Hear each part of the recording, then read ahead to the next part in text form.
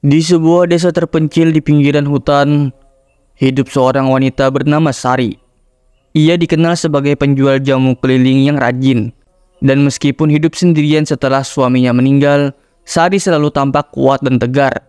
Namun beberapa bulan terakhir desanya dilanda teror yang mengerikan. Warga desa sering mendengar tangisan anak kecil di malam hari, meski tak ada anak kecil di sekitar mereka. Tak hanya itu, beberapa anak yang masih kecil tiba-tiba menghilang secara misterius. Suara tangisan itu kerap terdengar dari arah hutan lebat di ujung desa, sebuah tempat yang sudah lama dianggap keramat oleh penduduk setempat. Menurut cerita yang diwariskan turun-temurun, hutan itu adalah tempat tinggal Kalong Wewe, makhluk gaib bertubuh besar seperti kelelawar dengan wajah mengerikan dan kegemarannya menculik anak-anak. Suatu malam, setelah menjual jamu di pasar malam, Sari kembali ke rumahnya. Udara malam itu dingin dan angin berhembus kencang, membuat bulu kuduknya merinding. Ia mempercepat langkah kakinya, berharap cepat sampai di rumah sebelum hujan turun. Namun, saat melewati jalan setapak yang dikelilingi pohon bambu, tiba-tiba Sari mendengar suara lirih. Itu bukan angin, tapi suara tangisan anak kecil. Tangisan itu terdengar jelas, seakan-akan hanya beberapa meter dari tempatnya berdiri. Sari berhenti, menajamkan pendengarannya. "Siapa di sana?" tanyanya sambil menoleh ke sekeliling. Tak ada jawaban, hanya suara tangisan yang semakin keras. Naluri keibuannya bangkit. Ia berpikir mungkin ada anak yang tersesat di tengah malam. Dan tanpa berpikir panjang, Sari mulai berjalan mengikuti suara tangisan itu. Suara tangisan menuntunnya ke dalam hutan yang semakin gelap. Meskipun hatinya mulai cemas, Sari terus melangkah. Tiba-tiba di antara pohon-pohon besar, ia melihat sesosok bayangan. Bayangan itu seperti seorang wanita.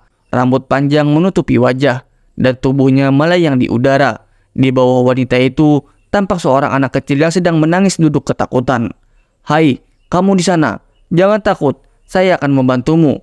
Sari berlari menuju anak kecil itu. Namun saat ia semakin mendekat, wanita itu mengangkat kepalanya perlahan.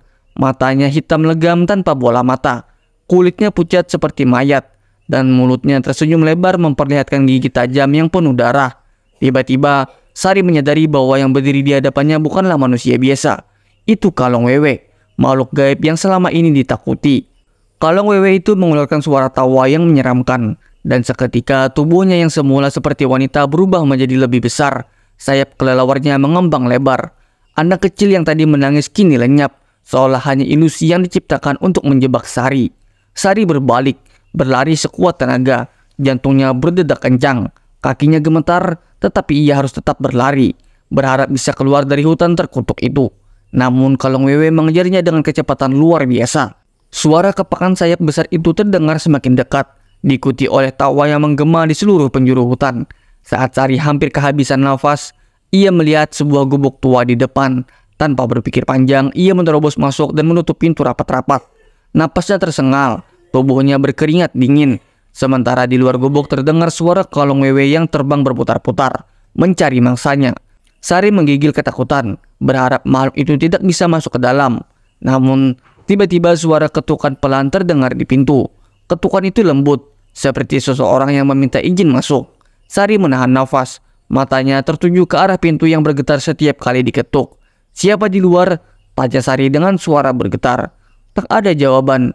Ketukan itu berhenti, dan suasana menjadi hening sejenak. Sari berpikir mungkin makhluk itu sudah pergi.